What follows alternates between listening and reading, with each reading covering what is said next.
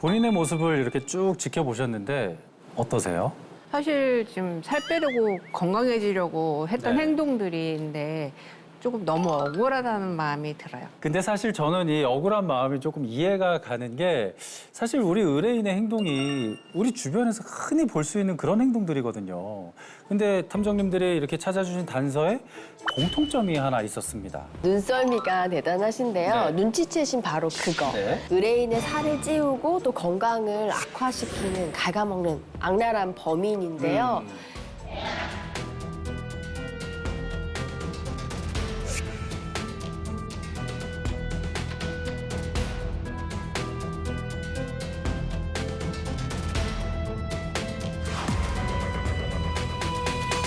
제 생각에 이 범인 정체는 바로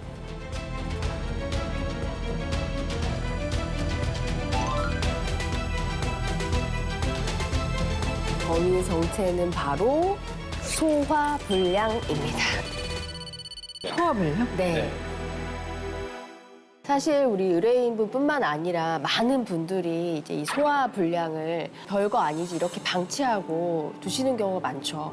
실제로 소화불량 환자가 우리나라에서 5명 중 1명, 약 1,000만 명 수준인데요. 이걸 이제 굉장히 심각하게 보시는 경우가 별로 없습니다. 이런 사소한 증상들을 이제 방치하시면 살도 찌게 되고 전신의 다른 건강 문제들도 순차적으로 더 많이 생깁니다.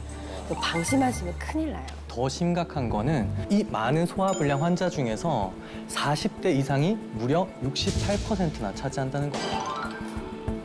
근데 문제는 이렇게 소화가 잘 안 돼서 우리 몸에 들어온 음식물이 제대로 분해가 되지 않으면 굉장히 고통받는 장기가 있어요. 위에서 내려가는 곳이면은 장. 맞아요. 네, 제2의 뇌라고 불리는 바로 장입니다. 맞췄어요. 네. 일단 별거 아니라고 생각했던 소화불량이 계속 반복되게 되면요.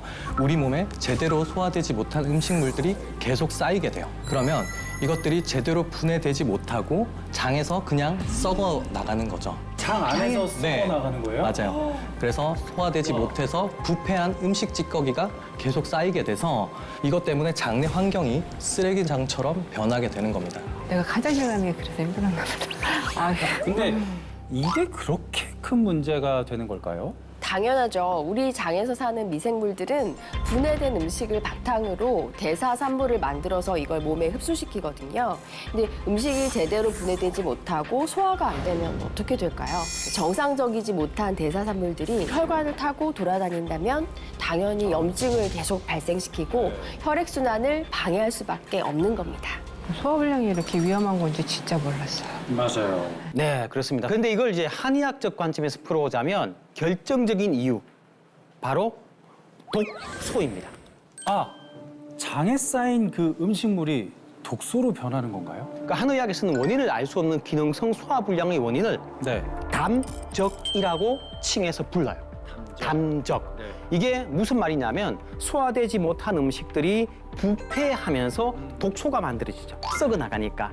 그러니까 위벽과 장 외벽에 전부 쌓이면서 딱딱하게 굳어버린다는 뜻이에요. 이 독소를 처리하기 위해서 콩팥, 간 이런 데서도 부담이 계속 누적돼서 생기게 되거든요. 자, 그럼 당연히 우리 몸 전체에 골고루 퍼져 있는 대부분의 장기에 원인 모를 질병들이 발생할 수밖에 없습니다.